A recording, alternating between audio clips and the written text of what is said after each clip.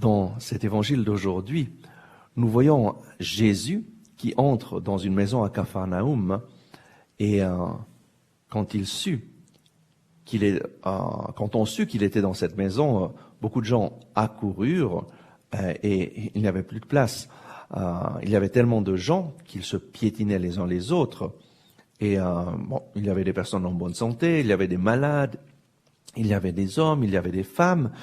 Et à un certain moment, alors qu'il enseignait, on lui apporta un paralytique étendu sur un lit. Dans l'évangile selon saint Marc, il est écrit que 4 hommes portaient ce paralytique. Et à ce moment-là, advint une chose extraordinaire. Si tu fais attention, cette chose qui se passe peut te donner beaucoup d'espoir aujourd'hui. C'est Saint Matthieu qui écrit cet évangile. Et Saint Matthieu était justement dans les parages lorsque Jésus a fait ce miracle. Et il a vu cette scène, il a entendu les divers commentaires et ce que Jésus a dit. Et n'as-tu pas remarqué comme Saint Matthieu rapporte dans le verset 2. On peut le lire à haute voix. Et voici qu'on lui apportait un paralytique étendu sur un lit. Jésus, voyant leur foi, dit au paralytique, « Aie confiance, mon enfant, tes péchés sont remis. » Jésus, voyant leur foi. Après avoir vu leur foi, Jésus dit à cet homme, « Aie confiance, mon enfant, tes péchés sont remis. » Et ensuite, il le guérit de sa paralysie. La première chose à remarquer, c'est que la foi se voit. Jésus voit la foi de ces 4 personnes. Voyant leur foi, cela signifie que la foi peut se voir, et en fait, il faut qu'elle se voie dans ta vie afin que ta foi produise un miracle, produise une guérison ou produise une intervention de Jésus. En fait, si la foi ne se voit pas, cela veut dire que la foi n'existe pas vraiment. Si elle existe, la foi, elle se voit. On ne peut pas cacher notre foi. La foi chrétienne, c'est une foi qui se voit. Par exemple, quand tu es amoureux de quelqu'un, ça se voit, n'est-ce pas? Et c'est sûr que cela se voit. Et si cela ne se voit pas, ou tu n'es pas amoureux, ou bien tu essaies de cacher cette foi, en fait, de cacher cet amour, et en fait, ça ne va rien produire. C'est comme si quelqu'un est amoureux d'une femme et il le tient caché tout le temps. Jamais cette femme ne va le savoir. Et c'est la même chose avec la foi. La foi doit se voir. Nous devons montrer à Dieu notre foi. Et aussi, lorsque nous montrons aux autres notre foi, cela va les encourager et les aider à rencontrer un Dieu vivant. En fait, la foi chrétienne, c'est aimer le Seigneur Jésus et lui faire confiance. La foi, c'est croire en ce que Jésus dit dans sa parole. Et Saint Jacques dit que la foi se voit dans les œuvres et non pas seulement dans les paroles. La foi doit se voir dans les faits concrets de chaque jour. Et c'est là, dans ta vie de chaque jour, qu'on voit si tu as la foi. Et aujourd'hui, Jésus veut voir ta foi. Et la deuxième chose que nous voyons, c'est que il faut mettre notre foi en action afin de voir un miracle. Et ça, c'est une chose très importante.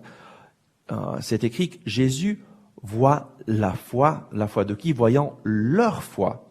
En fait, Jésus voit la foi de ces 4 personnes qui portent un de leurs amis malade sur un lit et ils sont disposés à mettre en action non seulement leurs jambes, mais aussi leur foi, afin que leur ami soit guéri. Et eux mettent vraiment en action leur foi pour leur ami paralysé, qui peut-être ne croyait même pas qu'il pouvait être guéri. Et ça, c'est merveilleux. La parole de Dieu nous donne un enseignement merveilleux aujourd'hui. Jésus ne voit pas la foi du malade. Probablement, le malade n'avait pas tellement la foi, mais parfois nous prions pour nos amis, pour un de nos chers, un enfant, et on commence à penser, mais moi je prie, mais qui sait si ça va être efficace parce que cette personne ne croit pas, parce que cette personne ne prie pas, parce que cette personne ne va pas à la messe, ou etc. Plein d'autres pensées peuvent arriver. Et si toi, tu es aussi dans cette même situation que ces 4 amis du paralytique, ce soir, aujourd'hui, le Seigneur te dit, il te dit maintenant, Françoise, Jeanne, Jean, tu peux mettre ton nom, présente-toi avec foi pour ton ami malade, pour cette personne que tu aimes et qui a besoin de moi. Fais-moi voir ta foi, ta persévérance dans la prière pour cette personne. Peu importe si la personne pour laquelle tu pries n'a pas la foi, c'est toi qui peux mettre en action ta foi pour cette personne. C'est toi qui peux lui prêter ta foi afin que survienne un miracle dans sa vie et que le Seigneur soit glorifié.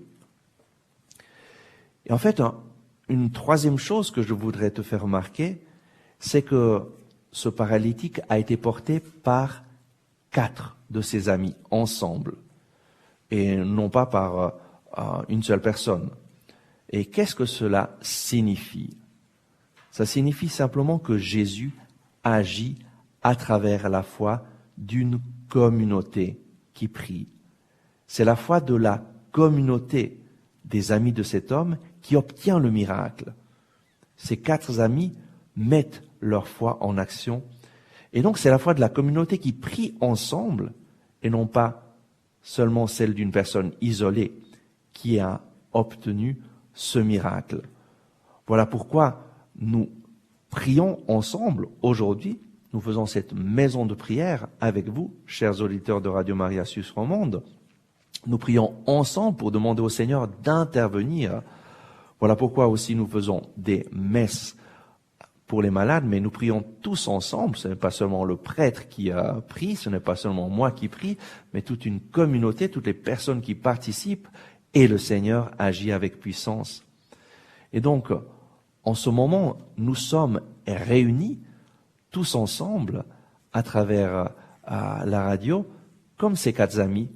Nous sommes une communauté, une maison de prière, et nous pouvons exercer notre foi. Nous pouvons mettre en action notre foi pour obtenir de Jésus un miracle pour un frère, une sœur qui a besoin du Seigneur. Nous pouvons porter avec courage ce frère, cette sœur qui a besoin de Jésus. Nous pouvons l'amener devant Jésus en demandant que lui intervienne dans la situation concrète de cette personne. Et donc avant tout, il est nécessaire de prier ensemble, de nous mettre d'accord, de prier ensemble pour présenter au Seigneur cette situation et demander au Seigneur d'agir. Et aujourd'hui, je voudrais que nous présentions tous ensemble Marie-Ange, qui souffre du diabète et qui a pris le virus du Covid, et son mari aussi, Rudy, qui est aussi une personne à risque et qui a le virus du Covid. Demandons au Seigneur ensemble que le Seigneur intervienne, qu'il les sauve, qu'il les relève rapidement de cette maladie. Oh oui, Seigneur Jésus, toi tu es le même aujourd'hui et pour toujours et tu agis dans nos vies. Viens Seigneur toucher Marie-Ange et Rudy. Viens Seigneur pour éliminer de leur corps Amen. Toute trace de ce virus Covid-19. Viens Seigneur les restaurer Seigneur et viens Seigneur pour guérir tout ce qui a été endommagé dans leur corps Amen. À travers ce virus.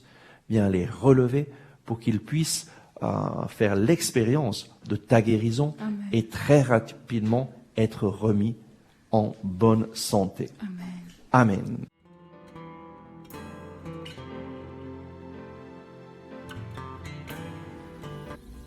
Merci d'avoir regardé ce message.